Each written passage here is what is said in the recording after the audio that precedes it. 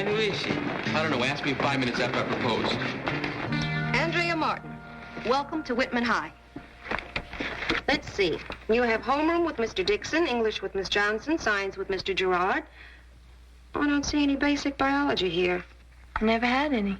That's funny. You should have had it in one of the schools you've been to. I guess it wasn't meant to be. Either that or you left before they got to it. 23 schools means a lot of moving around. Daddy's a very important engineer. Arabia, Bolivia, Peru, Algeria. I envy you. That sounds very exciting. Why? You have your karma and I have mine. Right. Well, Andrea, you seem to have a fairly consistent C-plus average. But something tells me you can do better. Maybe we'll inspire you to try a little harder. Thank you, Miss McIntyre. But it all comes out the same in the end, doesn't it? Excusez. Il n'y a pas de quoi. Who is that? Andrea Martin, new student. Exotic. Exotic's not the word. She is weird. Okay, what does that name bring to mind? The kind of advertising they can do on TV anymore. Let's go back to the colonial period, Jason. Say about 1692. Anyone? The witchcraft trials, where they burned people suspected of being witches. Right. Anybody want to discuss that period? Yeah, it was scary. People around there just had some kind of paranoid hang-up. One wrong word and zap. You were in the heat, man. Yeah, those trials were really a bummer. You know, they just want to get rid of anybody who didn't fit in. I was thinking, in a way, we still have that same kind of problem today. Persecution of anyone different. Well, they just used more dramatic means in those days. Kim? Well, people have just changed their methods today. They're more subtle. I mean, if you're an outsider now, they don't burn you. They ignore you. But they still shut you out. Oh, it's better to be shut out than burnt out. Or being drowned or stoned. Witches have been persecuted all throughout history. In medieval times, it was a practice to tie a large rock around the neck of someone suspected of being a witch, and then throwing them in the river. If they floated back to the surface, they were guilty. And then they were hanged. Now you, Jason, I guess you to be an Aries. Right on now. How did you know that? High forehead, typical frown line between the brows, aggressive manner. Well, now that's spooky. Can't you guess what I am? Pisces or Cancer? Pisces. That's fantastic. Big deal. 2 lucky guesses. I bet I know more about you than you think I do, Bernie Miller. Uh-oh. Look out, Bernie. Your favorite color is red. You have a souped-up car and no steady girlfriend. How's that for openers? Jackpot. She talked to somebody. You talked to somebody, right? You want to know more? Well, only if it's good stuff. I'll read your tarot cards. I see you as the King of Pentacles. Make that tentacles, man. You'll come a lot closer. Yes, my dear, I'll show you exactly what he means. I see someone very important coming into your life. Someone tall and dark. Ooh, I love already what you look like. Like Mr. Kaufman.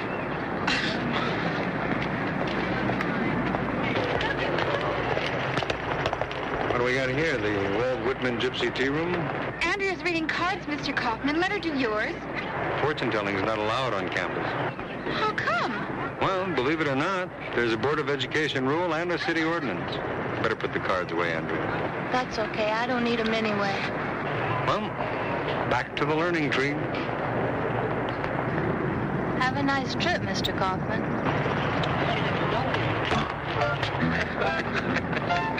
Talk about power of suggestion. I caught him. Yes, I held him. It may be imagined with what a passion, but at the end of a minute, I began to feel what it truly was that I held. We were alone with the quiet day, and his little heart, dispossessed, had stopped. Kim. I don't get it, Miss Johnson. What happened to Miles? He died. I know. But why? Because Peter Quint was defeated by the governess. So he took his victim with him. Very good, Helen. Yes. Helen was close, but not quite to the point, Miss Johnson. Have you read The Turning of the Screw? Many times. Well, great. Jump right in.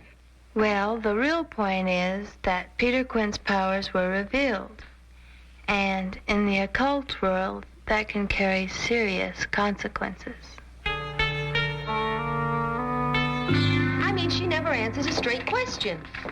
Or looks you straight in the eye when she talks to you. There's definitely something about that girl. Makes you think she's playing with loaded dice. Bet you I know who you're talking about. Andrea Martin, right? Right. What do you think about her? She's weird. You know, she reminds me of me. You? Yeah, well, when I was in school, I was kind of short and fat and had funny teeth and... No offense, Alice, but so far that does not sound like Andrea. I know, but the point is that I didn't feel good about myself. I didn't know how to go about making friends, so I found a gimmick. I started being the clown, and I made everybody laugh, and, well, then everybody liked me. But the point is that Andrea's never been in one place long enough to make friends, right? That's right. So she found a gimmick. She plays the mysterious lady. You know, Alice, I think you just helped me make a decision. I have? Mm-hmm. Mr. Kaufman, I think Andrea should take her midterms with the rest of her class. Liz, she's only been here a week. Do you think it's fair to put that kind of pressure on her so soon? Yes, I do. As a matter of fact, I think it might be unfair not to. Say, what is that thing you wear around your neck anyway? It's called an amulet, Bernie. Dig it. She rubs her magic amulet, says the magic words abracadabra and zappo, straight A's. Heavy. I want a witch just like the witch that went to Walt Whitman High. Why don't you just drop it?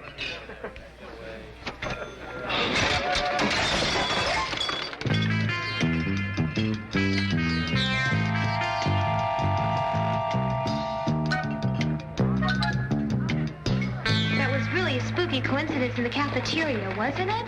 Do you think that was a coincidence, Hal? Sure. Don't you? Witches don't rely on coincidence. They have powers. You really believe you're a witch? Don't ask me questions like that, Helen. The secrets must never be revealed. Well, listen, Andrea.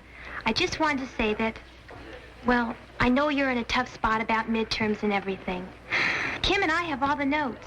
We'd be glad to help you cram. Well, thanks for the offer, but like I said before, it won't be necessary.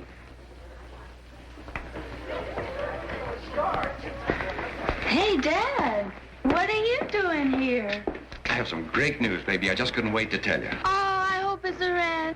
I came to tell you we can unpack our bags. You don't have to keep changing schools anymore. What do you mean? I've been made vice president of the company. We're here for good. You're going to graduate from this school. By the time the witch hunt fever was over, 1,000 people had been tortured and tried. 20 had been killed. Most of them were elderly women who had no friends to support them. Eventually, Judge Sewell, who presided at the trials, admitted his error, as did others who were responsible. But it was too late for the innocent victims. It's interesting to note that the word Salem means peace. Very good research, Ellen. I'd like to ask you a question. The witches, or those suspected of being witches, what was their behavior that led others to accuse them? I suppose some of them were a little bit crazy. Others did healing, and some of them did practice the occult. Just like people today. Oh, you think witches exist today? I know they do. But tell me something, why do you think people turn to the occult? Because they're weird. That's not necessarily true. Centuries ago, it was considered an esoteric religion. Religion? Sure. It was practiced by the Druids, the Phoenicians, the Egyptians. And the weirdos. Do you consider everything you don't understand weird, Bernie? Yeah. Okay, read pages 24 through 30 for tomorrow.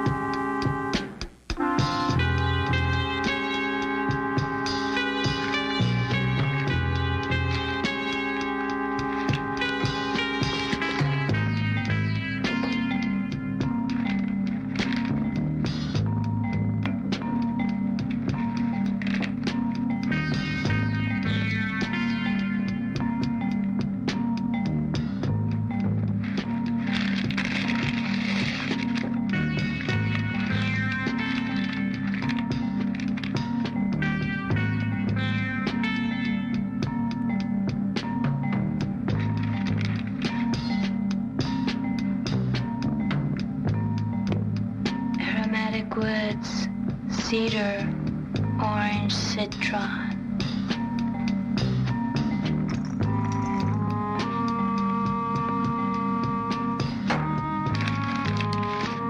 Rose leaves dried in the sun. Balsam oil over all.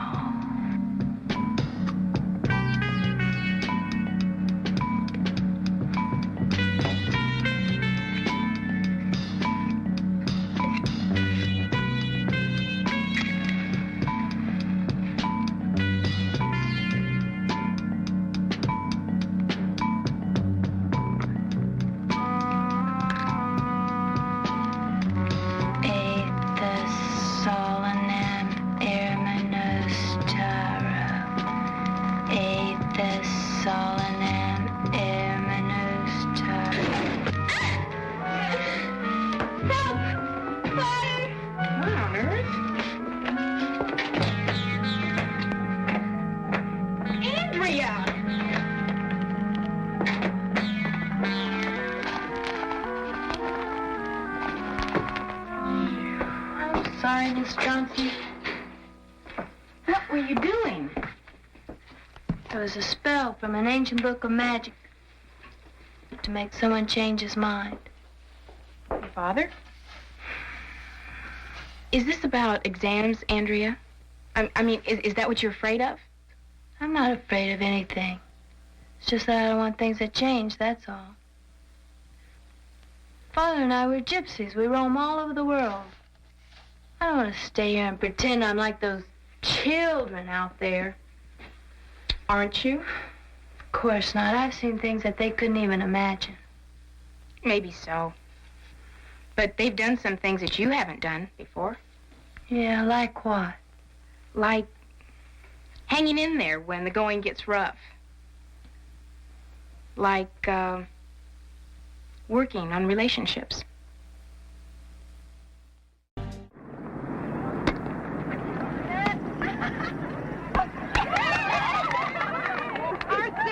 Your turn, Andrea. Do you know how? I mean, did you play volleyball at your last school? Of course. Give it the old double whammy there, Witchy Poo. She must think all she has to do is pass her hand over the ball, and it's gonna fly by itself. And if it do, you'll be surprised, won't you? Why don't you guys go back to your own side of the field? My amulet! It's gone! Well, we'll help you find it, Andrea. Hey, everybody. Andrea lost her good luck charm. It's not a good luck charm. It's a magic amulet. I can't do anything without it. But you lost on the way to school? I don't know. I just don't know, but I have to have it. Why don't you girls go look inside the locker room? We'll cover out here. Come on. I have to have it. I have to have that amulet.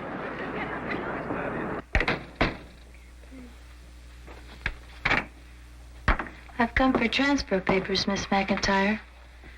My father's job fell through, and we'll be moving again. Oh, I'm sorry to hear that.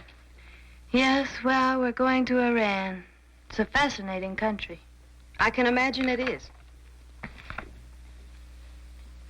Could I have those papers, please? Certainly. I'll just fill them out and hand them in to the attendant's office before I go. Okay. Thank you. How do you plan to do it, Andrea? Do what? Well, I guess you can pretend you're leaving for school in the morning, and you can go to the park, or you can go to the movies, or you can take a ride on a bus. But what happens when your father wants to see a report card? I mean, I really can't figure how you're going to do it. We are moving, Miss McIntyre. No, Andrea, no good. I heard about your amulet being lost, and I was expecting you. I hate this office. Let's take a walk.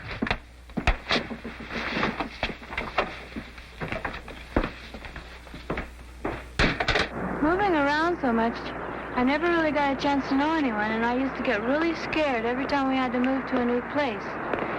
Then I met this old lady in India, and she gave me the amulet, and she put this powerful spell on it, and after that I wasn't scared anymore. Did you really believe that spell, Andrea? Yes. Well, it's not working too well for you. I mean, you tried one and you almost burned down the utility room, right? I don't know enough yet. Is that it? Or is it that you're caught in your own little trap? You know, you can experience magic without the mumbo-jumbo words and the props. I don't know what you mean. I believe any experience that really changes you is magic. Like falling in love, or like having a little child put all of his trust in you. Or like friends who suddenly show up just when you need them. Back to the salt mine. You still want those papers? As the great Eastern prophet Gibran once said, what's the use? You're on to me. You're going to be just fine. Oh, hey, Andrea. Annie love? Wasn't it in Lost and Found? No. Hi. Whoa. Don't look now, but, is that the witch of Whitman High laughing and scratching like an ordinary kid?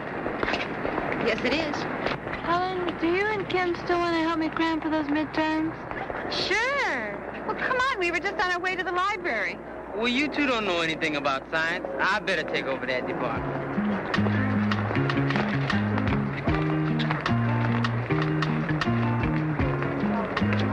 Your assignment tomorrow is to read chapters 29 and 30. Okay, see you tomorrow. Class dismissed. Hey, Bernie, how'd you do in midterm? Oh, not bad. I could have done much better, though, but didn't want to spoil the class average. So Bernie always looking out for the other guy.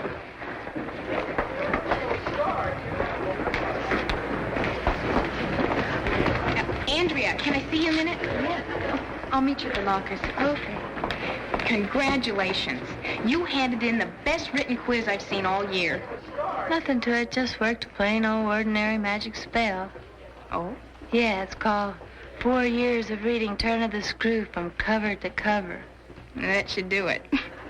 How about your other subjects? How are they coming along? Not bad, not bad. Was there anything else you want to speak to me about, Miss Johnson? Yes, come on. I think this belongs to you. My amulet. Oh, wow, you don't know how much this means to me. Where'd you find it? Under your desk. Oh, wow. Now everything's going to be just perfect. When did you find it under my desk? The day of the finals. So that's why I did so good on the tests. It was under my desk all the time. No, it wasn't. It was in my desk. I found it before you came in. You did? Well, why didn't you give it to me sooner? You were doing so great without it, and, well, I figured it was kind of important that you find that out. Oh, let me put it this way. I hardly ever do Bugs Bunny anymore. Oh, what? Wait, it's a long story. Come on. I will tell you all about it. Come on.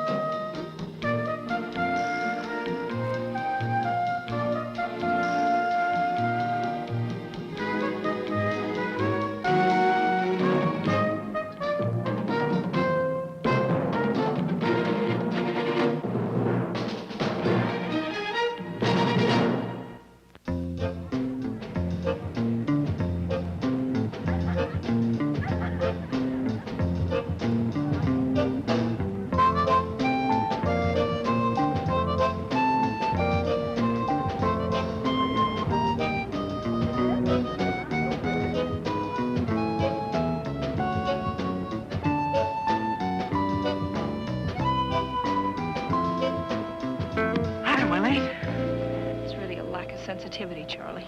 Oh, come on, Abby. What's that supposed to mean? You mean you don't know? No. Maybe it means that you're not as interested in our relationship as you used to be. Relationship? I can't pick up on every little thing. It was your idea. You're the one who said you want to meet before school every day, 20 minutes early. I worked last night. You know that. So I was late. Hi. 3 times this week, and you never once said you were sorry, Charlie. Not once. I'm sorry I'm late, okay? I'm sorry. Thanks. I am sorry. You know that. Oh, do I? Standing me up in a corner like I was the head of your fan club or something. Abby!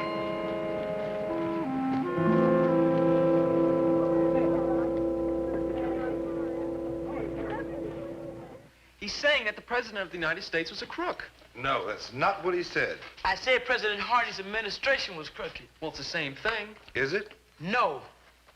You know, most historians felt that Harding was an ordinary man trying to do a job far above his capabilities, but that he was honest. Yeah, but he was in a bind. Yeah, he was in over his head. He didn't have no mind to watch the store, playing poker with his friend, sneaking fancy ladies in the back door, you know. Where'd you read that? I got the book. Okay, let's not get off the subject now. Yeah, well, he even admitted he didn't know anything about foreign policy or economics or anything. That's right, so how come he got voted in? Yeah, how did he get elected? Yeah. Well, it's like people. You know, nations don't always do what's best for them. And at the time Harding ran for president, the country was war-weary. They wanted to get back to making lots of money. That was normalcy. Tell me this. Who said that the business of America is business? Abby? Abby? What? Which president said that the business of America is business? I don't know, and I don't care. Abby? Well, Abby, maybe it isn't as serious as you're making it. Is this the first time you've ever had a squabble with Charlie? No, but it's getting more tense all the time, and the more tense it gets, I just can't handle it. One thing. Explain to me why you have to meet him so early in the morning, especially if he's working. It was his idea. Hold on. Then explain to me why he has to meet you so early in the morning. Well, so we can have more time together. Well, it's true. We have our reasons. Oh, what are your reasons? Well... So we went together 2 years and 7 months. Went? Does that mean it's all over? Not exactly. Remember last year when Abby and me wanted to get married and you and Miss McIntyre told us about the teenage marriages and the divorce rate and all that and how we should wait till we got a little older? Yeah, I remember. It's good advice. Well, everybody was saying the same thing. Yeah, well, it was good advice. It really was. It's too bad we didn't take it. Yeah, we're married. The 6th of July last summer. Married. Doesn't anyone ask your age? I mean, you need permission, blood test. How can you just go get married? Well, it isn't easy.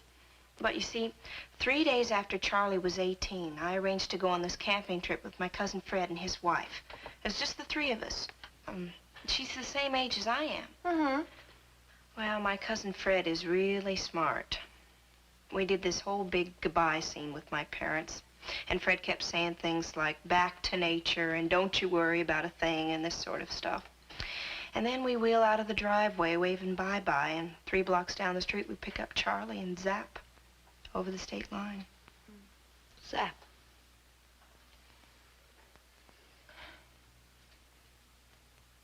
And your parents still don't know about it, huh? No, they don't. I wanted to tell them, but Abby's cousin Fred advised us against it. Fred was real sharp. I get that feeling. Yeah, well, anyway, he said that Abby's parents would only have it annulled if it was like a 2-week marriage or something, so he said we ought to keep it a secret for maybe 6 months. How long has it been? Well, let's see, we had our 4-month anniversary last week. It was great at first, it really was.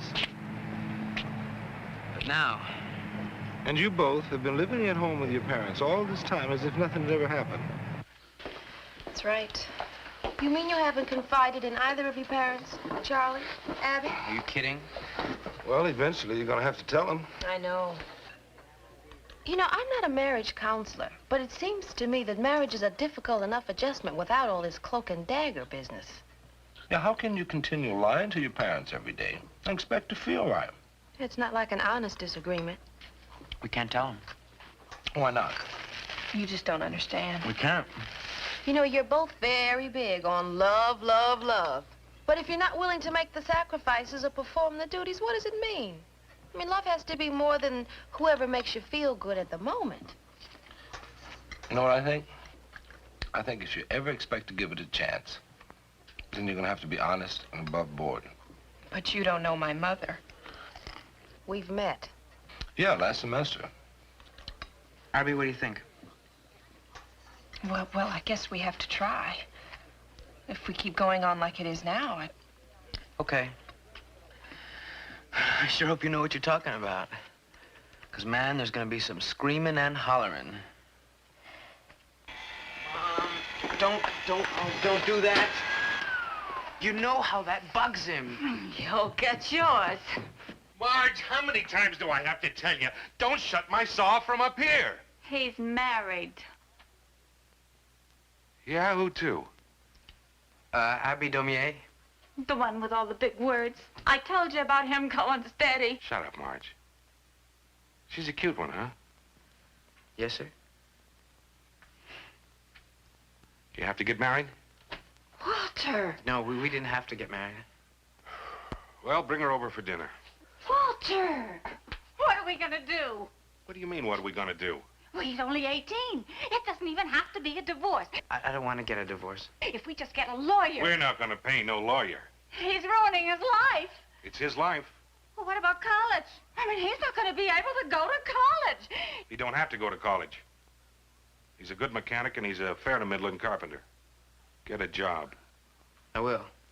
Oh, how could you, Charlie? Living in this house and all Shut the up, while... Marge. Holy mackerel. So he's stupid enough to get married. In my day, you had to get married. It was the right thing to do. Nowadays, who knows right from wrong? So he's stupid enough to get married. Well, I don't want Charlie to be a dropout. I'm not pregnant. You mean you didn't have to get married? No, I've told you 3 times, no. Well, were you ever? Because if you were pregnant, I wouldn't condemn you. It's not my style. Oh, brother. What do you want me to say? I was when I wasn't? Either we accept what she says, or we start beating her with a chain. Might be kinder. You don't find it a little strange that after living this deception for 6 months... 4 months, Mother. Abby suddenly decides to tell me. She has explained. For 16 years, Abby and I have had a remarkably successful relationship. I was just a little girl. Well, if you think making love to some brawny 18-year-old is going to suddenly turn you into a woman... Look, if you have nothing constructive to add, would you please leave? Abby, I want you to know that no matter what you want to do, I'm 100% behind you. Thanks, Dad. Good old 100% behind. Oh, baby, you should have told me. The way you feel about Charlie. Well, answer me one question. If you felt what you were doing was so right, why did you act as if you were doing something wrong? Because you think Charlie's some sort of a nothing slob. You always have. You didn't answer my question. But we'll let it go. Okay, let's talk about Charlie. I accept him. I always have. He's straightforward, industrious, and a little bit more mature than the rest of your friends. Now, if I don't think he's particularly bright, he isn't. Oh, Mother. Your IQ's got to be 20 points higher than his. But maybe right now he's good for you. Well, I mean, that's possible. You could use a strong man in your life, even if he is young. But, baby, have you thought about Charlie? And what this is going to mean to him and his chances? Is he going to continue in school? And what about the freedom a young boy needs to discover himself? You know, given the chance, Charlie could plod along, and one day he might even get somewhere. But he's going to need all the help he can get. And all the education. So what have you done? You have hung a teenage marriage around his neck.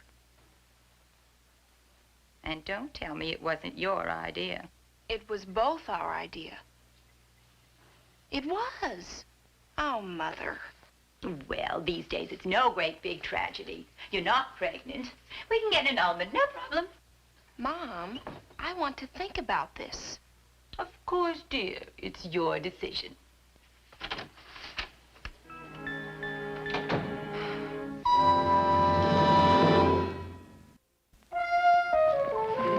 Boy, your mother's all heart.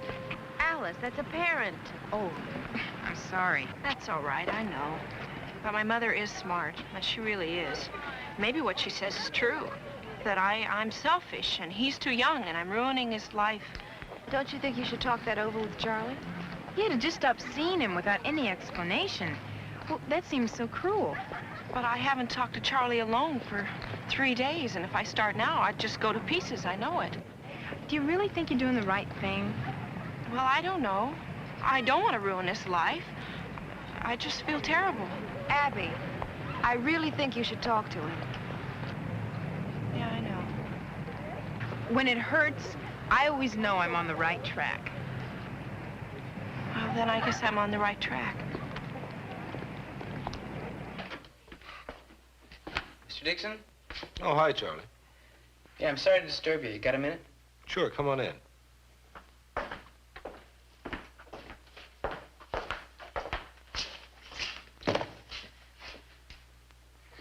I'm going out of my mind. Well, can you wait a minute? I got one more paper to finish. Here, have an apple. And it's all supposed to be for my own good. Abby won't even speak to me. It's that rotten mother of hers. She thinks I'm a nothing because my father's not a Phi Beta Kappa or something. What am I supposed to do? Am I supposed to sit here and have the marriage annulled? Or pretend like it never happened? What am I supposed to do? What are your alternatives? Alternatives?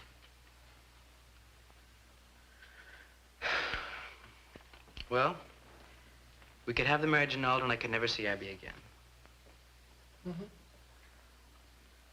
Or we could have the marriage annulled and I could continue to see Abby. Or we could live in sin. Or I could shoot myself. Better you should go to Canada. I don't like the cold weather. Or we could stay married. Meaning what? Well, stay married. Act like married people. Just be married. Oh? That's the best advice you ever gave.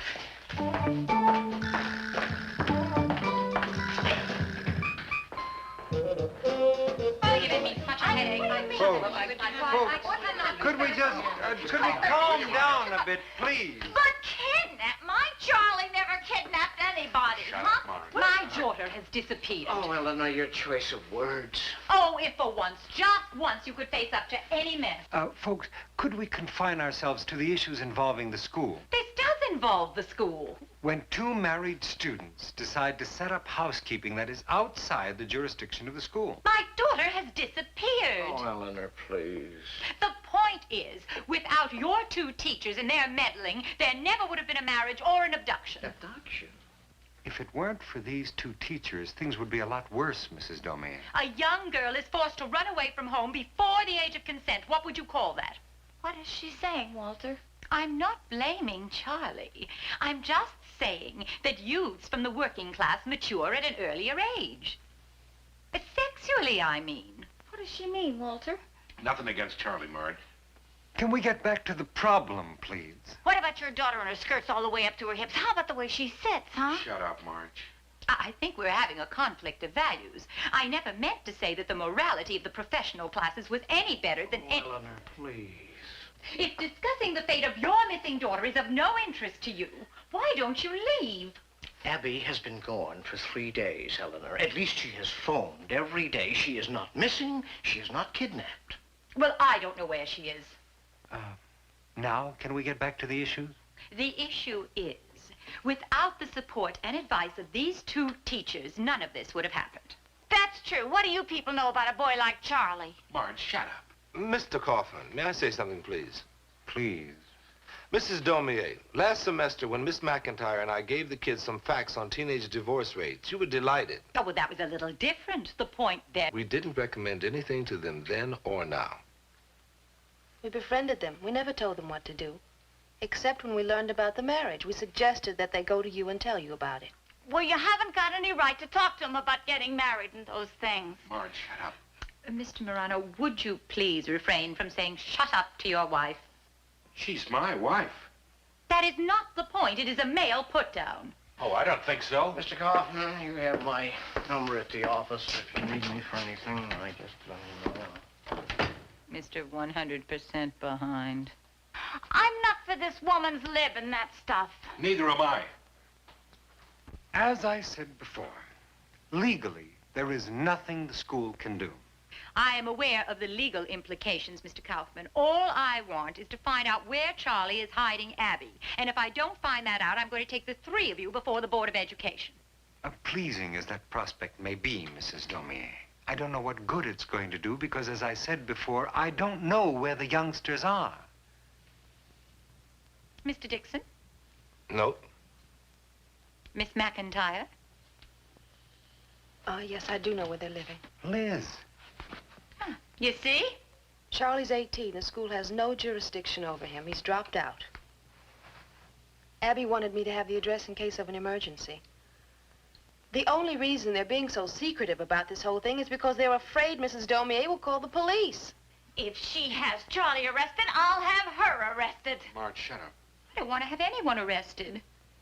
Fine. Then I'll call Abby and Charlie, and if they agree, I'd be more than happy to give you the address. Now, we weren't trying to do anything sneaky, Mrs. Daumier. Is Abby pregnant? No, Mrs. Daumier, she's not pregnant. You asked Abby that 10 minutes ago. We're not going to have kids, not till we're sure we can work it out, you know. We just want to give our marriage a try. Well, you know what your chances are. Oh, Eleanor. I don't know why, Mrs. Daumier, but you're always putting us down. I don't create statistics. She feeds them. I hope the coffee's all right, Mr. Marino. Oh, thank you. Why shouldn't it be? It's instant, isn't it? Shut up, Marge. Charlie, have you had the place checked for pests? Silverfish, rats? I didn't know I was supposed to. Eleanor, there are no rats around here. My husband, the exterminator. I'll check on it. We'll call the landlord. I'll get it. Hi. Oh, just dropped in to help the kids make up their own minds. Oh, we didn't know you were having a family meeting. Oh, no, it's all right. Come on in. Yeah, come on in. Pull up a box and sit down. Oh, we can come back later. No, you were invited. That's right. We'll start in the kitchen. Yeah. Come on. We'll be out of the way. Nice day. Why didn't you tell them to come back later? What do you have to have those folks for? Because they're our friends. Yoo-hoo! Oh, hi. Am I in the right place? Oh, hi, Miss Johnson. Hi, Abby. Hey, Charlie, Miss Johnson's here. Oh, hi. Hi, Charlie. Listen, my sewing machine's in the car. I'll get it. It's in the yellow convertible. Okay. I'm not interrupting anything, am I? No. The first wave of Santa's helpers is in the kitchen. She's gonna help me make some drapes. Look, I'll just work in the bedroom. It's over here. Oh. I can't wait till Mr. Kaufman and the whole Board of Education get here. Before we get too involved in this urban renewal, I think we ought to have a talk. Oh, Mother, there's nothing to talk about. Abby, come look. Before we get too involved in this urban renewal, I think we ought to leave. Charlie, come see how it's gonna look. Abby? Excuse me. Abby? Yeah? Want to see the color? Sure. Those drapes are going to be out of sight.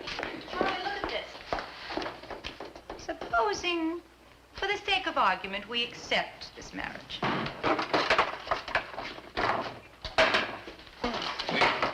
Excuse me.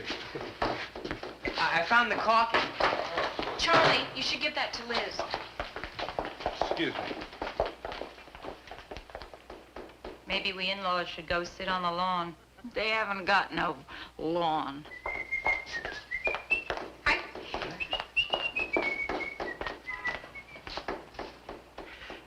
Charlie. Yeah. You got an old sweatshirt? There's one hanging in the bedroom.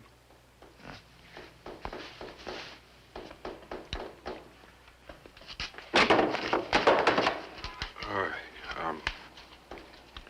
I've got my toolbox in the car.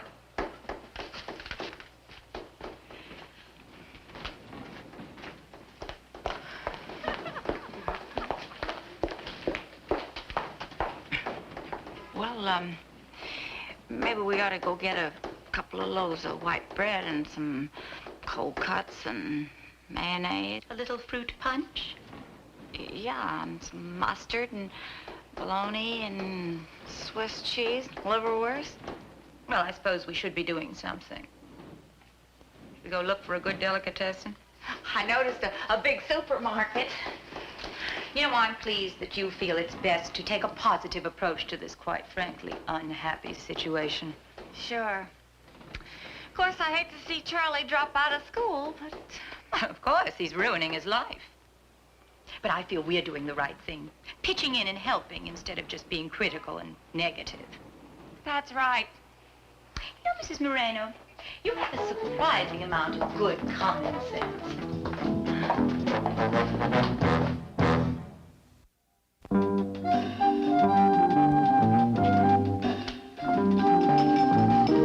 Oh, I pooped. Me too. We sure got a lot done. Mm-hmm. Charlie, I'd like to tell you something as a friend. I think you ought to graduate. Why? I'm putting my wife through high school. And then I'll get a job and Charlie can finish. Because if I dropped out now... You know, your parents are really reconciled to the marriage. Do you really believe that? Mm-hmm. I don't know. My mom's coming by on Monday with her own exterminator. My dad's gonna put some shelves in the pantry. Yeah, and my dad is behind us 100% if we need a loan. And his mother's gonna bring us some preserves. Hey, Abby, are they gonna kind of, you know, move in on us? Oh, you can handle it. If you're old enough to marry, you're old enough to handle your in-laws. Who said that? Is that ever wrong? Oh! Sorry, I thought it sounded good, you know, like an old saying. I don't know, Charlie. When our kid grows up, we are never going to interfere with... Abby? You're what? You're not. Oh, no. Abby? No, I'm not. Really, I'm not.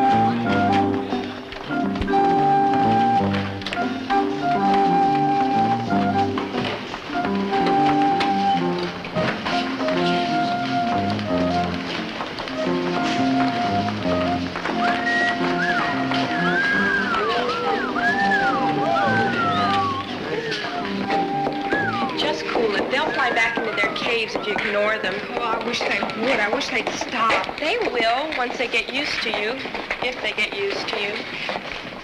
Who is that? Laura Faye Flannery from Abilene, Kansas. She transferred last week. She's in my English 3 class. That's a high school student? Some high school student,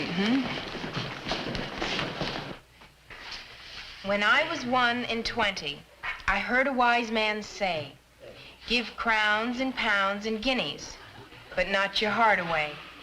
Give pearls away and rubies, but keep your fancy free. But I was 1 and 20, no use to talk to me.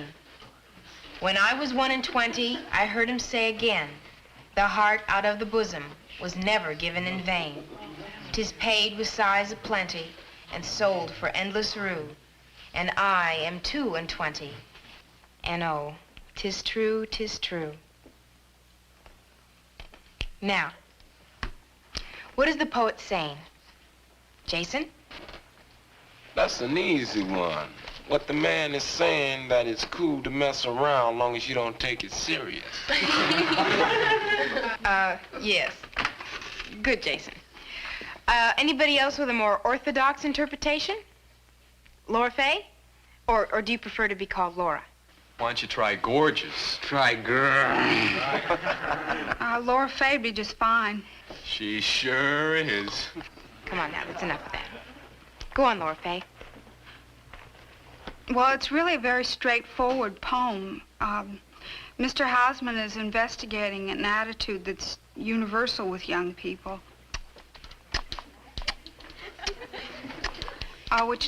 Which is that, well, we think we know it all, and we're unable to benefit by the advice of our elders. Hey, stand up. I can't see what you're saying. Herbie, now I told you that's enough of that. Go on, Laura Faye.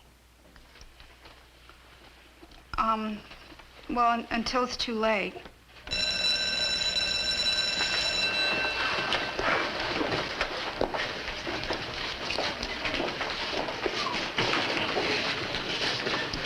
Laura Faye, that was a very interesting analysis you were making. Do you like poetry? Yeah, I guess I got it from my dad. He used to read poems and stories like other fathers read the sports page. In fact, one of his favorite poets was Walt Whitman. There was a child went forth every day, and the first object he looked upon, that object he became. That was my father's favorite. I'd like to meet him. Look, why don't you tell him to come to one of our PTA meetings? Well, he doesn't live at home anymore. He went off somewhere a few years ago because he and my mom didn't get along. I'll see you. Laura Faye, well, I'm glad you enjoy poetry. To so many of the kids, it's such a drag. Next week, we're going to get into Walt Whitman, and if you like, well, we'll do There Was a Child Went Forth. Yeah, I'd like that. Okay.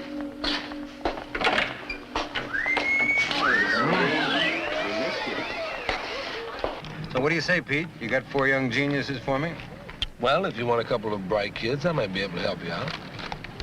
How about you, Miss Johnson? You got a couple of Einsteins under wraps up there? They're talking about the high school quiz bowl. Oh, yeah, I heard something about that. What's up? It's a local TV special. All the city schools submit teams of their best students. Then they have the usual runoffs, and the 2 best teams appear on the show. Sounds great. Well, we got to have a few victories of some kind around here. The football team's performing like a bunch of Danish ballet dancers. We have the shortest basketball team in history. I don't even want to talk about the track team.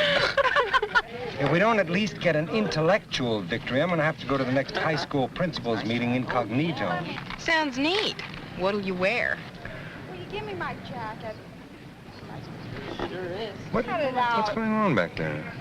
You let me have my jacket. Instead of tormenting a girl like that, why aren't they trying to get her phone number? Well, at least they got her to notice them. I mean, a girl who looks like that is a little bit much for a teenager to handle. The part in him that's a man is hanging in there, but the part of him that's a little boy is scared to death. And the poor, gorgeous girl turns out to be the victim. I should know. Oh, you've had that problem. Oh, no, I've read about it. It's a classic example of the Dollard Miller's approach avoidance conflict. Really? Right. Look, I may not be gorgeous, but I am well-read. Take your seats, please. I have a few announcements to make before we get started. One, there has been an epidemic of smoking in the lavatories. Students are warned that anyone found smoking anywhere on school grounds will be severely punished. 2, our next open house for parents will be Thursday the 15th at 7:30 in the cafeteria. Please impress upon your parents the importance of attending these meetings. Why are those open houses always on Thursday? I don't know. Why? Well, my parents said they'd really like to come, except it conflicts with their bridge night. Tell them change their bridge night. Hey, yeah, I never thought of that. Oh, yes, and I've been wanting to mention this for a while. Walt Whitman will be competing for a place on the high school quiz bowl TV special. You mean some of us get the chance to be on TV? Well, you get a chance to compete, Richie. You know, you all do. You have to talk to my agent. I only do network shows. I'm your man, Miss Johnson. I mean, I'm not smart, but if it's beauty you want, how can you go wrong? Easy. Oh, man, you weirdos are really out of touch. What you need on your panel is a well-groomed kid with lots of class. You missed the message, Bernie. This is for brains. You're doing awful this semester. Well, I didn't know the old image was at stake. I mean, I'll try this time. How's it going to work? Well, if you'll all stop auditioning for 1 second, I'll tell you. Thank you. Now, I'm to select 4 students and 1 alternate to compete at the Whitman finals on Friday. Now, I'm going to give a special test tomorrow on poetry and literature. Those of you who wish to take it may, and those of you who don't, just spend the period in the library. So, how many takers?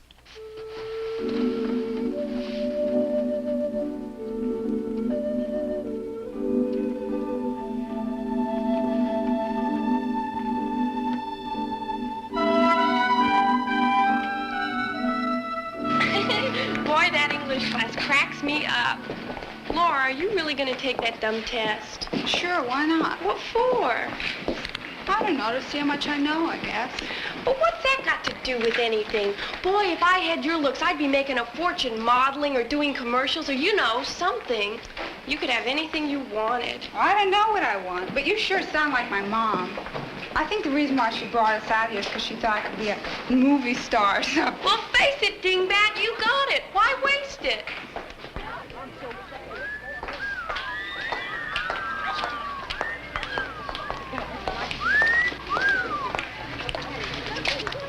What have I got, Rita? You're putting me on. No, I really want to know. What have I got that you want? Your looks, the way you make the guys feel when they look at you. But how about the way I feel when they look at me? Hey, Laura, you don't know how lucky you are. You've got it made. Say, Rita, did you ever feel lonely? With 6 brothers and sisters, fat chance. I used to be able to talk to my dad. My mom's kind of different, though. She's got this thing about how it's supposed to happen for me. You know, all her ideas always end up with me finding a rich husband. So what's the matter with that? I don't know, just to be acquired, that doesn't seem right to me. You know what I mean? But why sweat it? Hey, you want to go to the record store after school? No, I gotta go over and do some reading at the library. You're really going to study for that test? Sure, why not? I just can't see wasting time on something you don't have to do. Yeah, but that's the whole point, Rita. I do have to do it. Okay, now you tell me what was so good about it, and I will tell you why I wanted to leave. Pete, I told you last night. You missed the symbolism entirely. Symbolism? You must have read something into it that wasn't there. You saw it. What did you think? Well, I don't know if it was good or bad. As long as it had Jean-Paul Belmondo, I didn't care. Anybody need a referee? Pete and I went to the movies last night, and we disagree on what we saw. I wish I could disagree on what I just saw. What, the swimming? What happened? Walt Whitman failed to place in the inter-city finals, first time in 6 years. Oh, no. Oh, cheer up, Mr. Kaufman. I have a silver lining right here. Some very high test scores. Oh, great. Who are your winners? Milton, Burns, Shelley, and Shakespeare are all mentioned in Robert Browning's The Lost Leader. Now, why did he mention these famous names? Because he was a name dropper. Richie? It's almost the end of the period. Oh, right. I'm glad you reminded me. You know, whenever I get into Browning, I just lose all track of time. Teach me. Only teach, love. As I ought, I will speak thy speech, love, think thy thought. Wow. Aren't you forgetting something? Oh, yes. Your assignments. What about the test results? Oh, yes, I have them right here. Please read test scores. It's about time. Okay, I'll read the name of the 4 high scores and the alternate. Richie Lane. Well, I'll do my best to be worthy of this honor for the greater glory of Walt Whitman. Oh, sit down. Ralph Yamamoto. Bernie. Couldn't happen to a better man. And Laura Faye Flannery. Laura, wow. You've got to be kidding. Laura Faye Flannery? Huh? I found you a noter. I can't believe it. That's America for you, folks. Anyone can win. It's funny, she don't look smart. What an intelligent body. And the alternate is Helen Loomis. Now, I thought this was a test of knowledge, not a beauty contest. I demand a recount.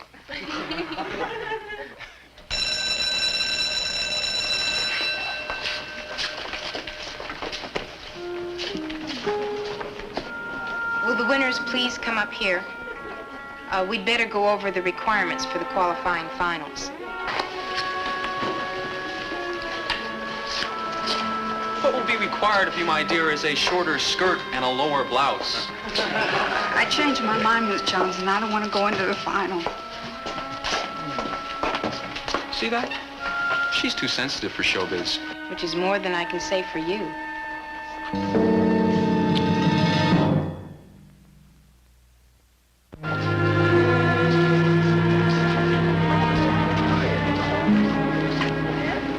Okay if we talk? Sure. Do you really want to bow out, or are you just running away from something you can't handle? No big deal, Miss Johnson. I just don't want the hassle. What do you mean by hassle? The teasing, the smart remarks? Well, you heard them. I heard them. I heard their hassle, not yours. Laura Faye, there are just some women that make some men feel inadequate just by walking into a room. They don't have to do anything or say anything. It just happens. That's not fair. It's not fair or unfair. It just is. Listen, Miss Johnson, I just want to be left alone. Helen wants to go into the finals. Let her, okay? No, not okay. Look, you scored 10 points higher than Helen. And she doesn't need to learn how to hang in there. You do. Look, you want to know who scored highest in the test? You did. Well, I should have. I was up all night studying through 15 different books and making notes and figuring what questions you were going to ask. Oh, I wanted to win. I really wanted to show them. You did. No, I didn't. It didn't change a thing. They've got it firm in their heads that I belong in the center of some girly magazine. Well, maybe they're right. Like Rita says, why sweat it? Excuse me. Oh. I don't know. Maybe you guys could have done something. You know, Laura Faye was really down. I sure didn't help matters any. Well, how can you show a girl how to accept being a woman? That's something she'll have to learn on her own. But what if she doesn't? You know, she has so much going for her. But I'm afraid Laura Faye just might quit on herself if somebody doesn't do something. That's right. And she's that somebody. Laura Faye's got to stand up for herself. Well, the guys are being kind of rough on her. I'll get to them and have a talk. You mean get the boys to quit bugging her? Well, what good is that gonna do? What happens when she leaves Whitman and goes out into the world? Who's gonna have a little talk with the boys then? School should prepare Laura Faye for the world outside, not turn her into a hothouse tomato. Boy, Liz, you make the outside world sound like a prize fight. Well, in a way, it is. Right now, the most important thing for Laura Faye is to dig in her heels and make a stand. Well, here's to a brave new world. Here's to courageous decisions. Yeah. My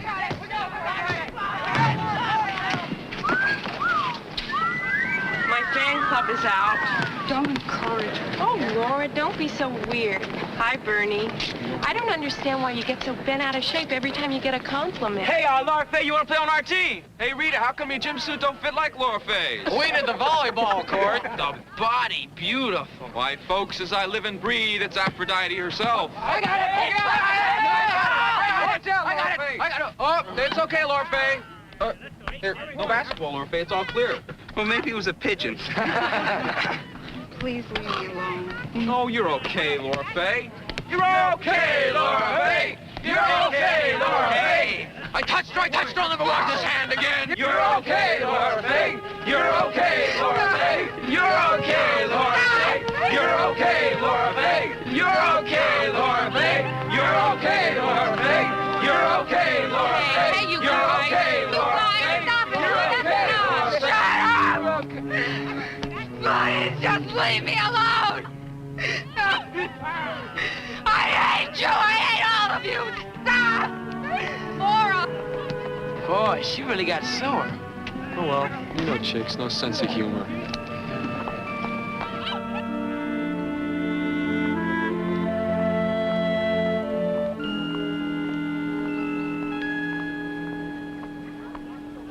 If you're coming over to have another heart-to-heart talk, Miss Johnson, you can save your time. Miss McIntyre and I heard that you ran away from Jim, and, well, we just want to make sure you're okay. I'm okay. I wasn't before when I figured I was a female Einstein, but I'm okay now. What do you mean by that? Well, to thine own self be true. Isn't that supposed to be the big message? Know yourself. Well, I'm beginning to know myself, okay? I'm beginning to see myself just like everybody else does. And how's that? Like a creature from another planet, that's how.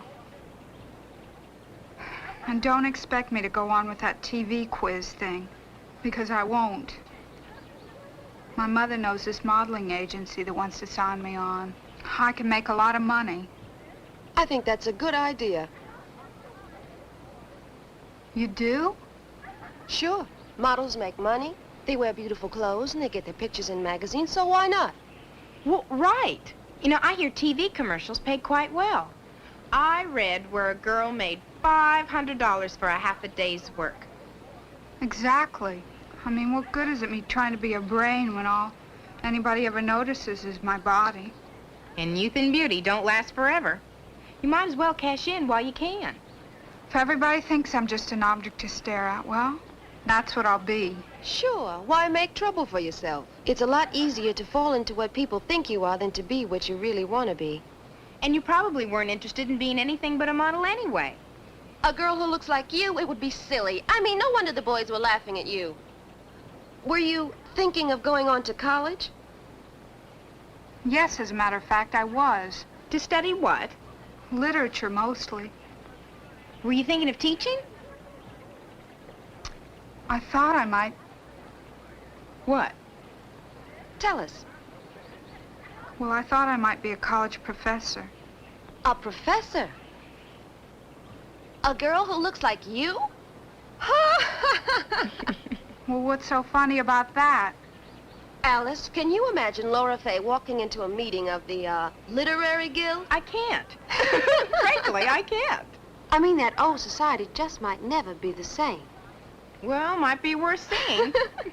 You know, you two are just like all the rest. It doesn't matter to you that I stayed up all night and studied for that test and won it. No, all that matters is what I look like. Well, I don't care what you say because I know more about literature than anyone else in that class, and you know it. I don't want to be a model, and I don't want to stand around and be stared at. I'll be what I want to be, and if I want to, I'll walk right down the center of that literary guild. And if they stare and joke at me, well, then that's just too bad for them. Because when I do, I'll know more about literature and poetry than all of them put together. She didn't fall apart. And she didn't run away. She just stood right here and told us what she thought, face to face. Now, who'd have ever believed it? Miss McIntyre, Miss Johnson. You tricked me? 5 more minutes and it's your turn. Don't be nervous. I'm not nervous. Are you nervous? We're not nervous. I am. Me too. Yeah, well, me too. Will somebody please tell me what I'm doing here? I don't like competition. I don't want to be on TV. And I'm really a very nervous kid. Well, you could have fooled me. Thought you were some Mr. Cool. You got a couch, I'll lie down and tell you all about it. I don't see Laura Fay. Yeah, I thought she'd be here. Well, it's time to go in. I guess you changed your mind. Let's go in.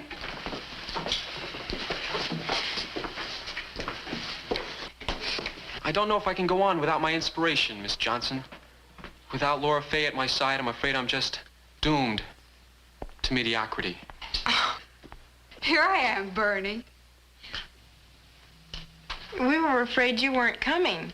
Well, you know me. I was just doing a little last-minute cramming, Miss Johnson. Wait, I protest. With Laura Fay taking the exam, the results are just a foregone conclusion. How do you figure that? All the guys are going to be staring at her, and that gives the girls an unfair advantage. Now, I demand that Laura Fay take the test in a separate room. Bernie, let's go in. Thank you, Bernie, for being so kind about my appearance. But I wonder if you'll feel as kindly toward me after the exam. What's going on here? Well, maybe I won't look quite the same to you after I've beaten your socks off in there. I don't understand. What happened to the dear, sweet, kind Laura Fay we all knew and teased? Come on, Bernie. It's time to take your medicine.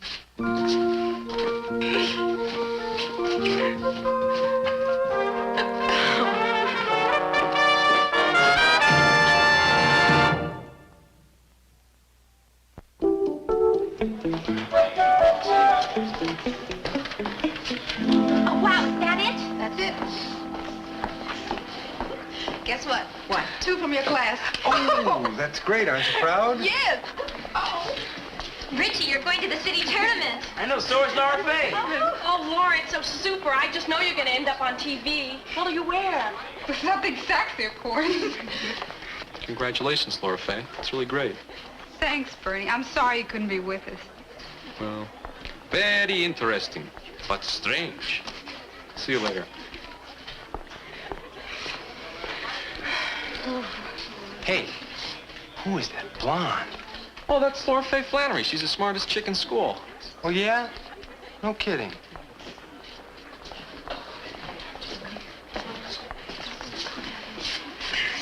Excuse me. I'm the new guy in school, and I wondered if perhaps you could show me around. Oh, sure, okay. See you later, Laura. Hi. Hi. Let that be a lesson to you, Alice. Never let them know that you're smarter than they are. You know something? Maybe women should be seen and not heard. I've always thought so. You don't really believe that. Do you believe that? I'll never tell.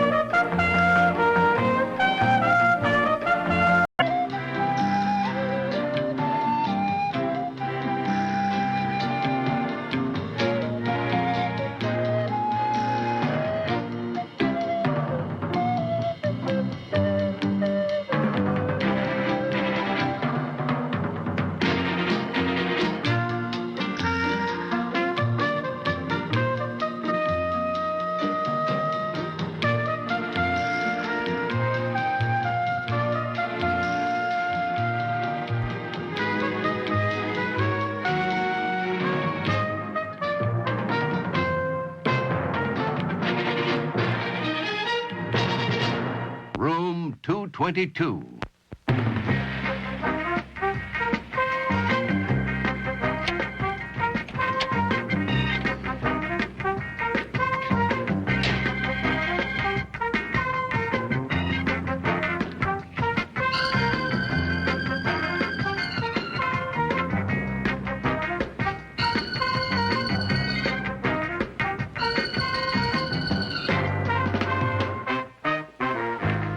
Pete, there's a police car outside. What's happening? I don't know. I just got here.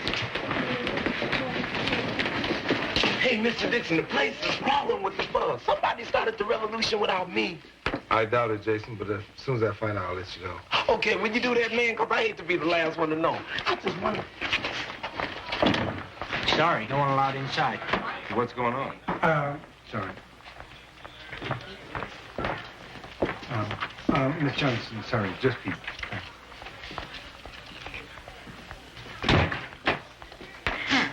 This is Sergeant Jameson, Pete Dixon. How do you do? Fine, sir. What's up? Yeah, just a routine burglary, Mr. Dixon. What would they take? Well, this is a weird one, Pete. Just your records, and that's all. You mean somebody broke in here just to steal my records? That's it? You know why anybody would do that? No, I don't. Would that the spirit of the illustrious dead whom we lament today could speak from the grave to both parties in tones which would reach every heart throughout this broad territory. The illustrious dead speaking from the grave. Go on, Toby. My countrymen, know one another and you will love one another. Lucius Lamar, 1874. Good research, Toby. That speech made a lot of waves during his day. Bernie, do you know why? Well, yeah, because it was so corny. Helen? Lamar was a leading advocate of Southern independence before the war. So after, when he gave that funeral eulogy for Senator Sumner, he was making a plea for reconciliation. Very good. Mr. Dixon, how come we keep going on about the Reconstruction period? Because it was a vital period in American history. And besides, I did my thesis on that subject, so I have a lot of notes. That must have been when you went to Poly State, eh, Mr. Dixon? That's right. Did I mention I went to Poly State? Yes, sir, last Friday. You know, it must be a great school to turn out teachers like you. Oh, man. Talk about how to succeed. Okay, you guys.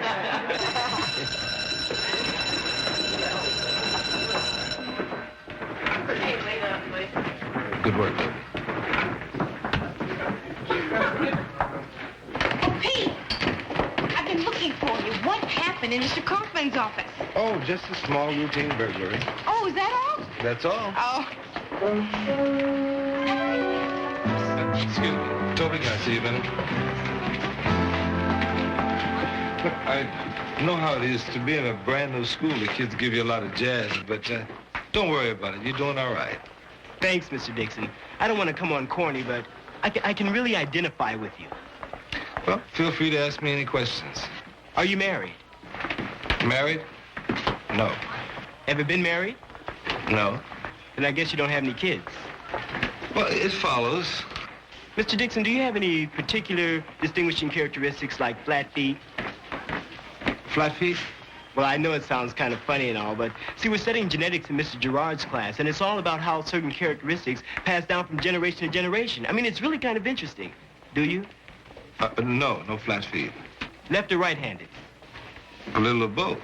No fooling, you mean you're ambidextrous? Somewhat. Say, what a coincidence, so am I. Well, Toby, it's getting a little late. I gotta go. Right.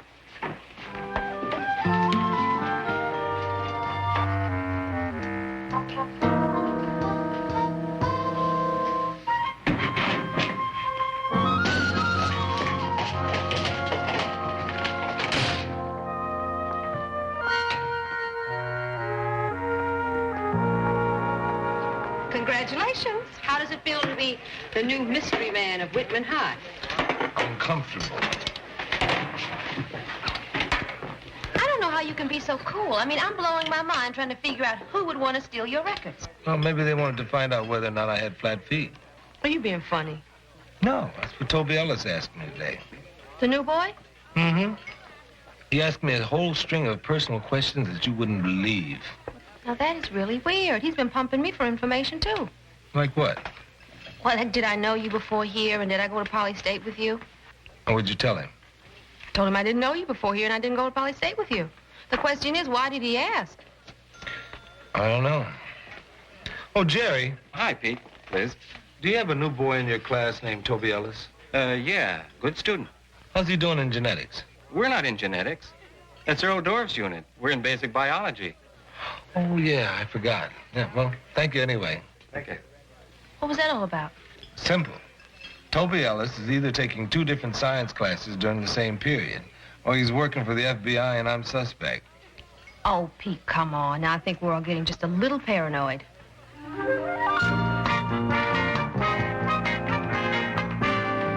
Mr. Dixon, listen, I wouldn't mention this, but I heard about your records being stolen.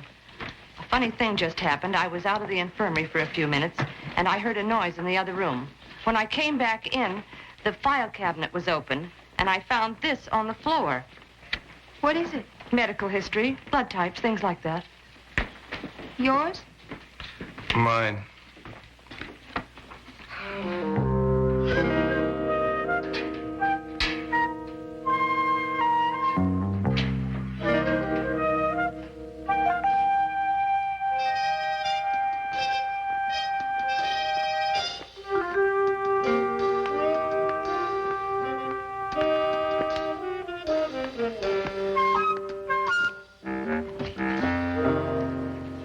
Is that my file, Toby? Yes. I didn't steal it, Mr. Dixon. I only borrowed it. Toby, what's going on? My file, my medical records, personal questions. What are you after? The truth about you and me. You see, from the first time I saw you, I had this feeling. And I went through a lot of trouble so that I could be sure. Sure of what? Who you are. Okay, who am I, Toby? Mr. Dixon, you're my father.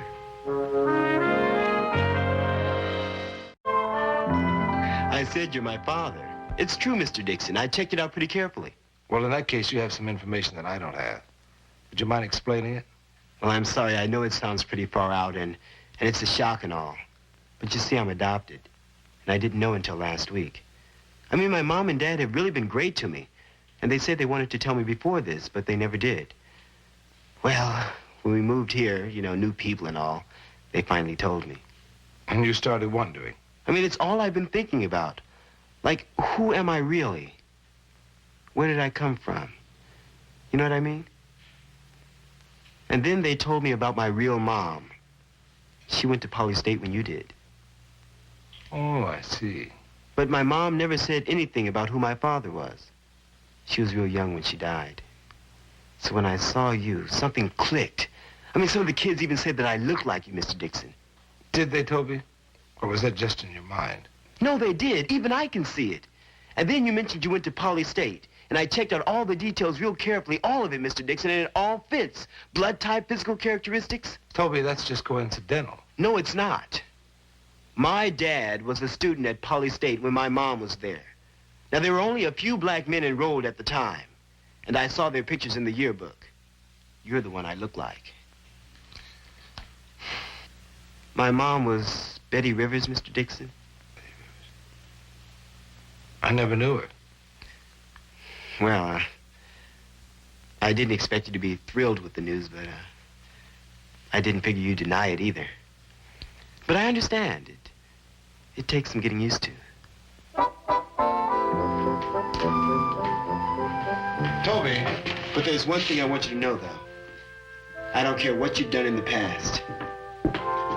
I'm glad it's you. He's glad it's you? He found out what the secret is. Pete, are you working for the CIA? Alice. No, don't tell me, because I don't even want to know. Ha ha. Is it you? No. You sure? Of course I'm sure. I never even met Betty Rivers. Do you want documented proof? No. Of course I believe you. I'm just playing devil's advocate. You know, we've got several thousand parents involved with this school, and some of them just love to jump to conclusions. This kid's story gets around. They could turn this place into an armed camp. You know that? I know. So what do I do? I think you better have a talk with them and straighten them out fast.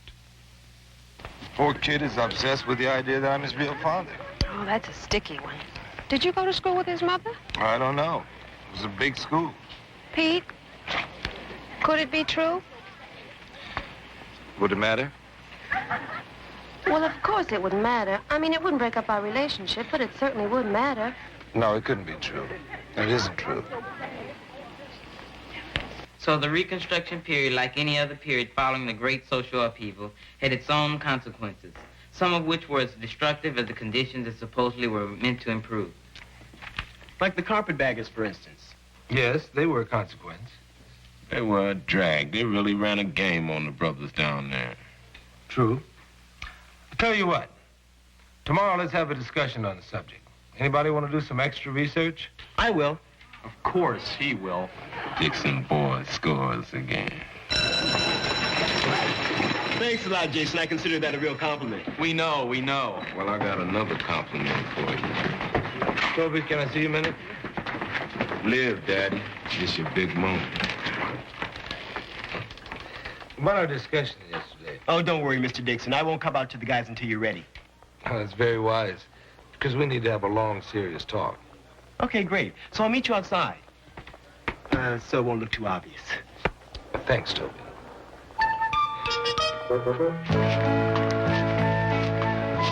He said he'd meet me somewhere, but he didn't say where.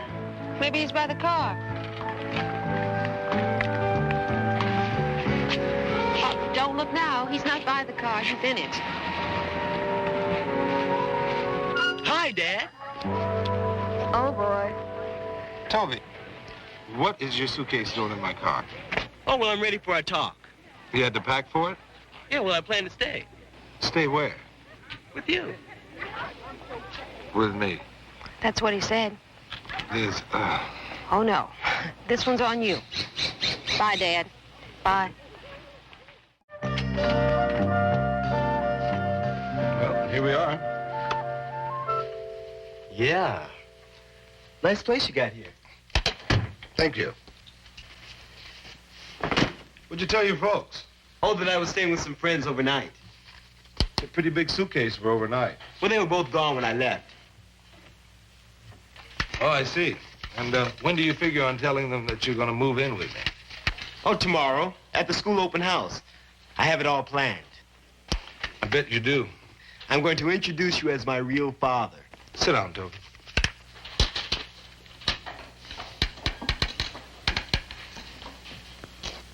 If it were true that I was your father, which it is not, but if it were, do you think it would be fair to the parents who've raised you all of your life to just spring it on them that way? I mean, they've loved you, they've cared for you.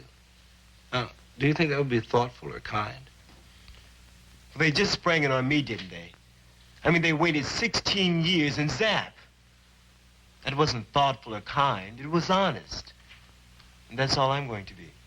So this is a little revenge number, huh? No, it's just that things are the way they are, and I want to start facing up to them. Good. We have no problem. Make yourself at home.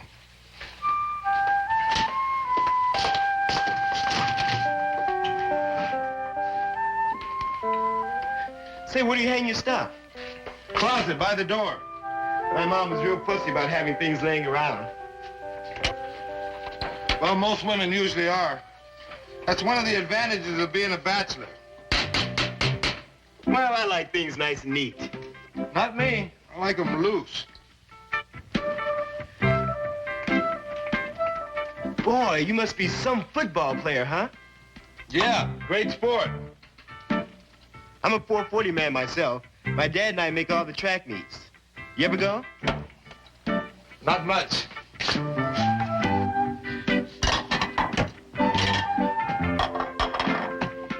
You ski, huh? Every chance I get. Well, I play tennis myself. You ever play? Afraid not, no time. My dad and I play every Saturday. Well, Saturdays, I'm usually resting up from Fridays. You know how we bachelors are. No, not exactly. Of course, I spent a lot of time with Liz.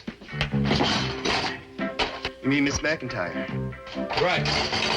Where do you go on your vacation? Oh, different places. Maybe this year I'll go to Peru. I hear the skiing's great there in the summer. Oh. Well, we have a cabin up in the mountains, and my dad and I go fishing all the time. Oh, great.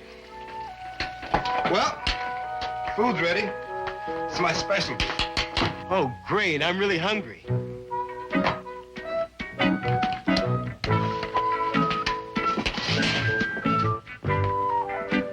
Oh, what's the matter?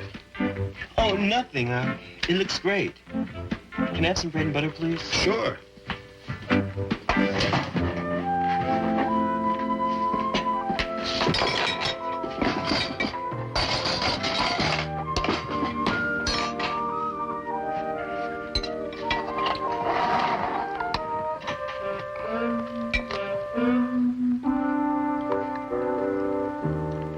I thought you were hungry. What's the matter? You lose your appetite? Sorry, Mr. Dixon. It's just that I'm allergic to tomatoes and stuff like that. I mean, if I didn't break out in hives, this would be the type of chili that I'd eat. But I just break out a lot. Well, when all else fails, there's always peanut butter.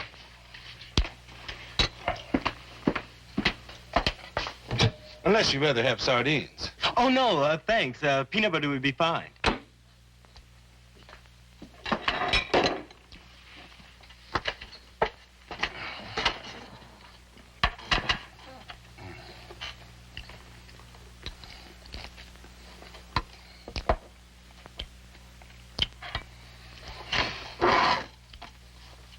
Toby, why are you here?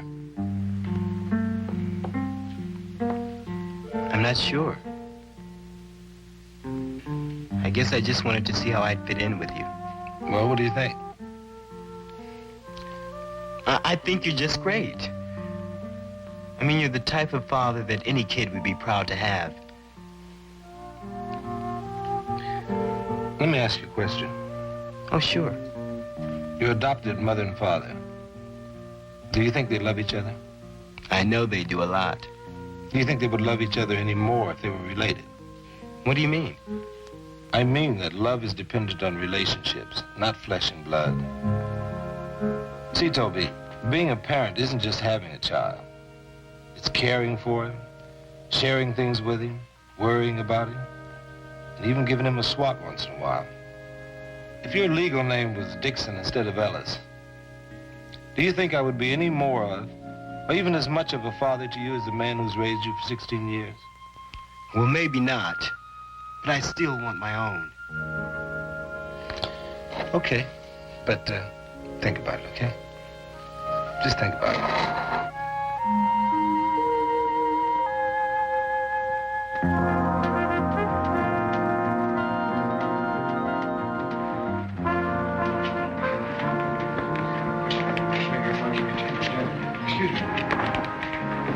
How's it going? Fine. Did Toby's parents arrive yet? Not yet. All right, just thought I'd see how you're doing. Okay. How's it going? Okay. I don't see the Ellises yet. They're not here yet. Oh. How's it going? All right. Funny finding you all here. Would you care to join us? Join you? Now? You mean I can finally find out what's happening? I'd say now's the time. Excuse me. Mom? Dad? How are you? Okay. This is Mr. Dixon. He's my history teacher, and he's a great guy. Well, thank you very much, Toby. That's it? That's all there is? It's been a pleasure meeting you, Mr. Dixon. I can see now why history is Toby's favorite subject. Oh? I thought science was your favorite subject. Genetics and all of that. Well, I changed my mind. I thought about it, and I figured that history was a pretty good subject. I mean, it sort of makes you think back on the past and learn from your mistakes. Got quite a boy here. Well, my pleasure to have met you. Thank you. Goodbye. Toby.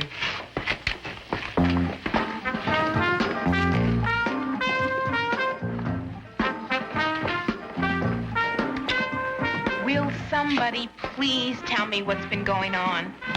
The truth is, Alice, that Toby Ellis was trying to find out who his father was. Now he knows. That's it? That's it. I still don't get it.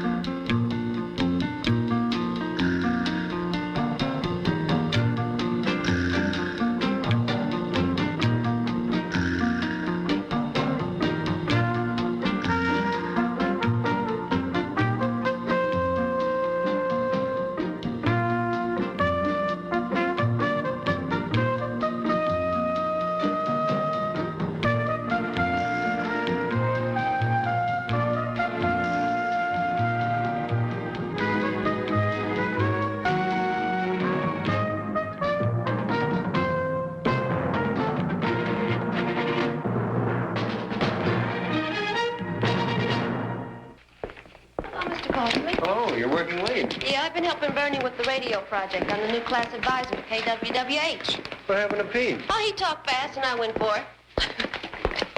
Cesario, by the roses of the spring, by Mayhood, honor, truth, and everything.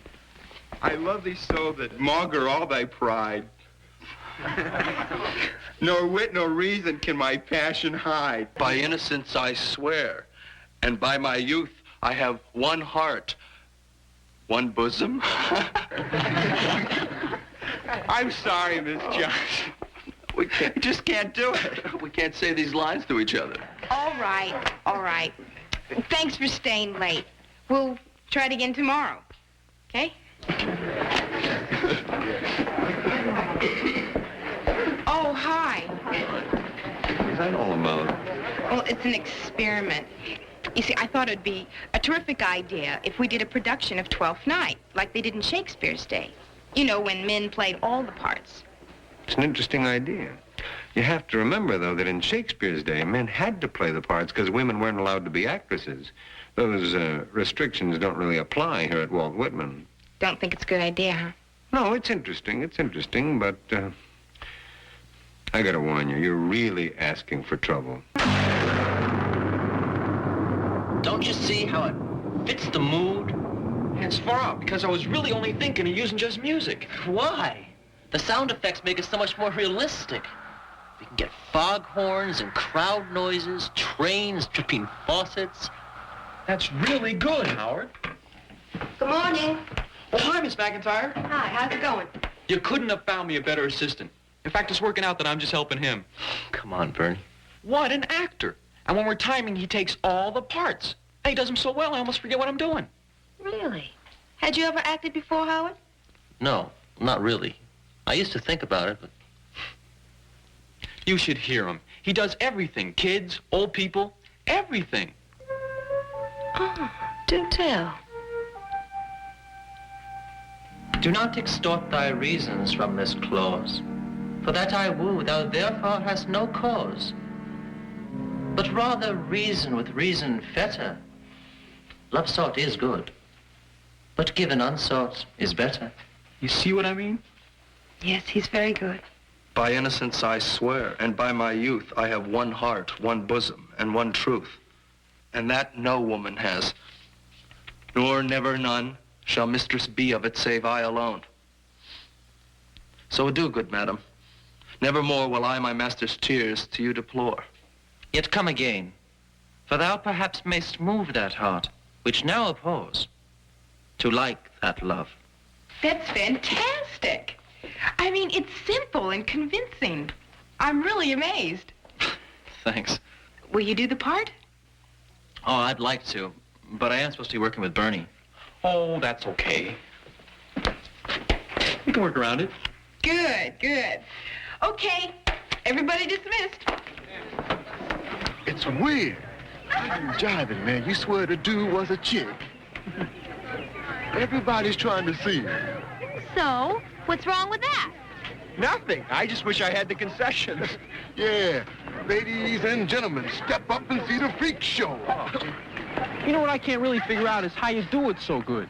What? You know, play a chick. Oh, I don't know. It's just acting. I just pretend I'm the person I'm playing.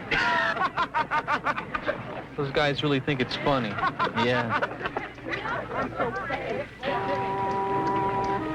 Boy, there sure are a lot of creeps in this world. Yeah, there sure are. Let's go on. I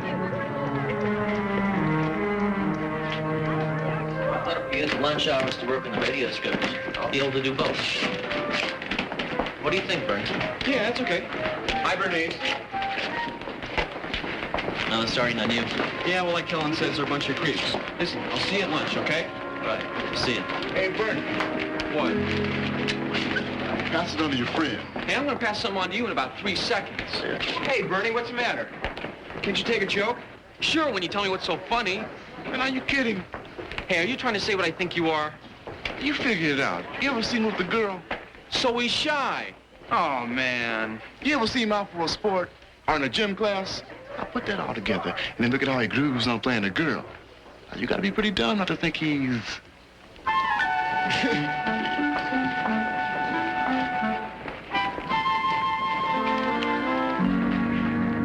According to Jason, the American Revolution and the Hungarian Revolution had a lot in common politically. Does anyone agree? Yeah, man, we wasn't too shy sticking our nose in Vietnam. And how come dropping a few plane load of supplies to the Hungarians was such a big deal? Anybody got an answer for that? Do you have an answer, Mr. Dixon? Bad timing, maybe. The Korean War was still fresh in people's minds. Mark, you and Steve seem to be having your own private little party back there. Would you care to share it? No. No, sorry, Mr. Dixon. Okay, we'll continue tomorrow. There'll be a written exam on Friday.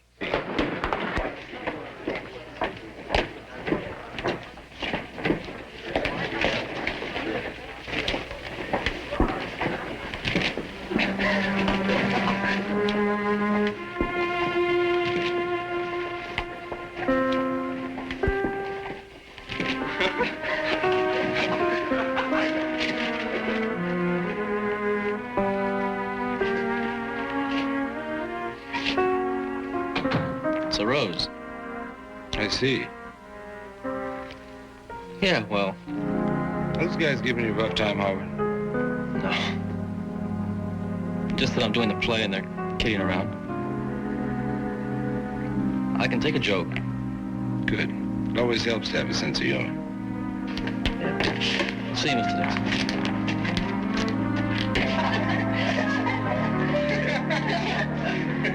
What's going on? Hey, get off my locker.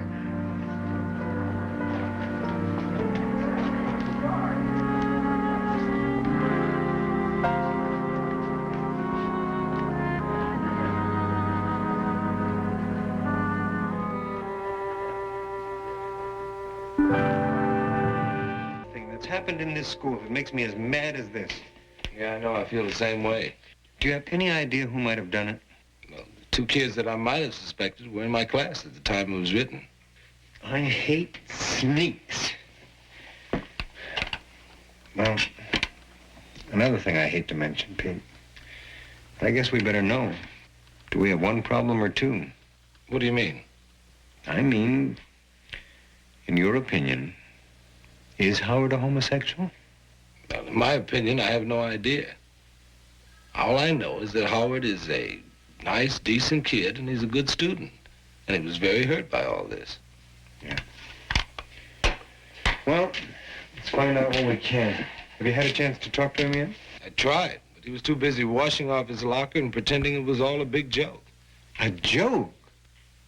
Oh, beautiful. Well, anyway, Liz is going to have a meeting with him this afternoon. Well, that's good. Maybe something will come of that. Yeah. I guess that's it. Right. I hate sneaks. So do I.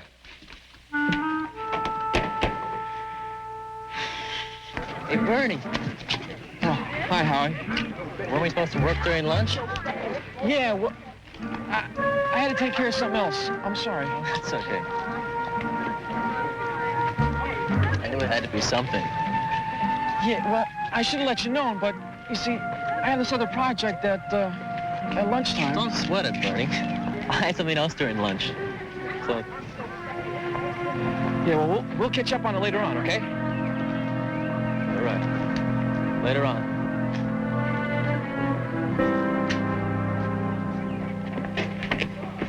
Howard, I'd like you to consider taking more science courses next semester. Oh. What's wrong with the fine arts program I've chosen? Not masculine enough. I was referring to your SATs. You scored in the upper 10 percentile, and I didn't want you to overlook any area where you showed promise. I'm sorry. Howard, you want to talk about it? I'm here to help.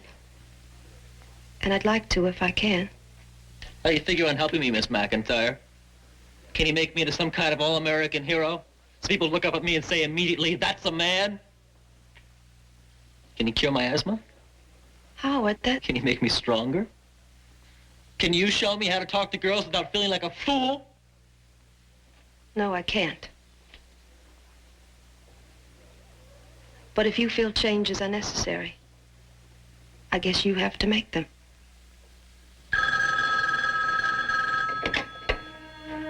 Hello? Oh, Mrs. Martinez. Howard? Howard! I've been looking for you. I'm sorry about what's happened. Yeah, I sort of feel responsible. No, you're not. I know I'm not, really. But if it hadn't been for the play... Don't worry about it, Miss Johnson. I'm not going to. Good. I'm dropping out of the play. Yes, Mrs. Martinez. Yes, I'll do that. Yes, thank you. Goodbye. Howard just told me that he's dropping out of the play. Well, could be worse. At least he's not dropping out of school. Well, right now, I wish I were dropping out of school. Yeah, me too. You know, sometimes this job can be so frustrating. I'm supposed to be a counselor, right? A boy in trouble comes to me and I can't find a way to help him. What do I do? This whole thing makes me so mad. It makes all of us mad, including Howard. Good. I mean, maybe if he gets mad enough, he'll do something about it. Alice, you just said a mouthful. Well, it's kind of late in the season to go out for the track team. Does that make me ineligible? No. Not if you really want to try. Oh, I do, Coach. I really do. Okay. Report for practice tomorrow at 4. Okay, I'll be there.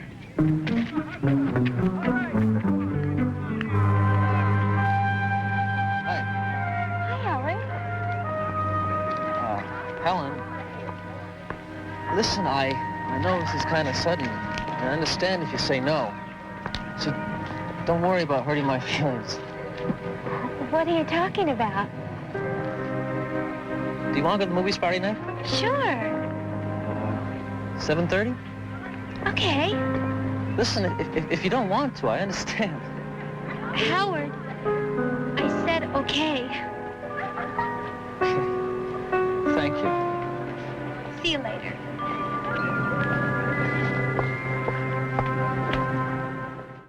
Okay, guys. Howard here wants to try out for the team. So let's try to get a time on him. Line up over there, Howard. What's going on, man? You gotta see this, that's all. On your mark. Set. Go.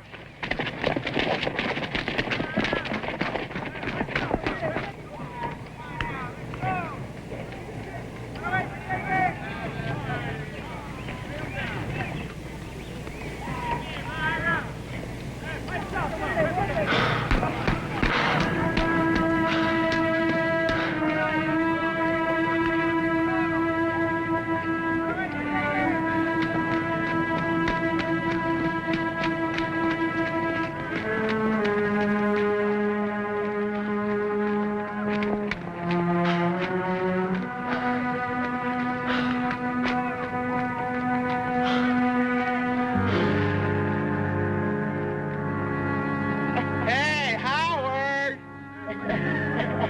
You better go back to playing chicks. You all right? Yeah. What happened? Asthma. You got asthma that bad and you go out for the track team? What are you trying to prove? Oh, nothing. Not anymore.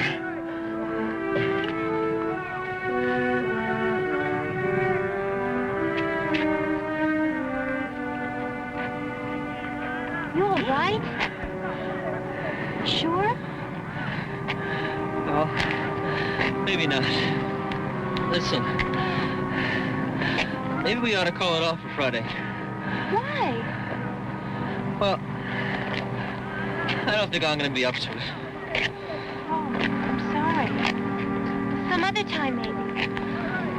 Yeah, sure.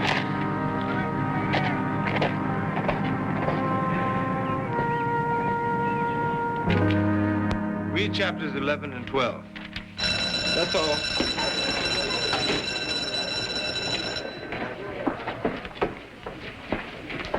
Howard? You're a little late on the term project. Anything wrong? I wasn't feeling too good. I'll get it in. I hear you quit the play. Yeah. My sense of humor isn't quite what I thought it was. And the radio project? And the tryouts for the track team? Yeah, well, I figured it'd be better to conserve my energy. For what? More quitting? Listen, Mr. Dixon.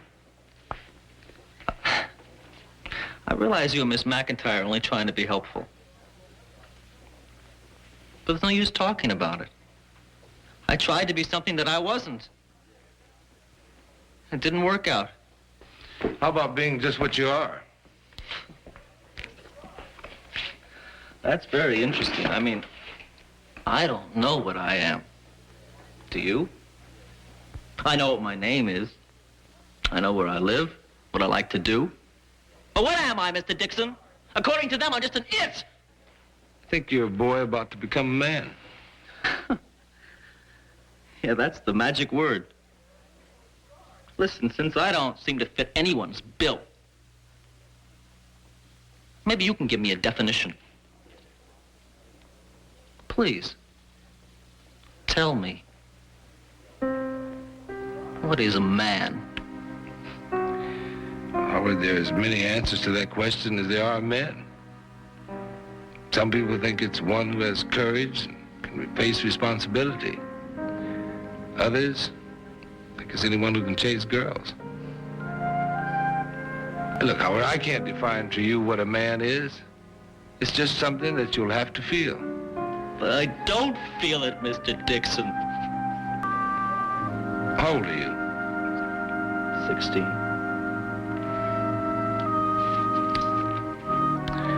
I realize that it doesn't all hang together right away, but give it time.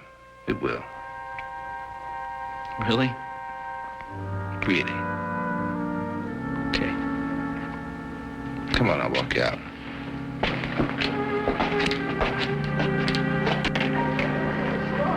I'll see you later, Mr. Okay, Howard.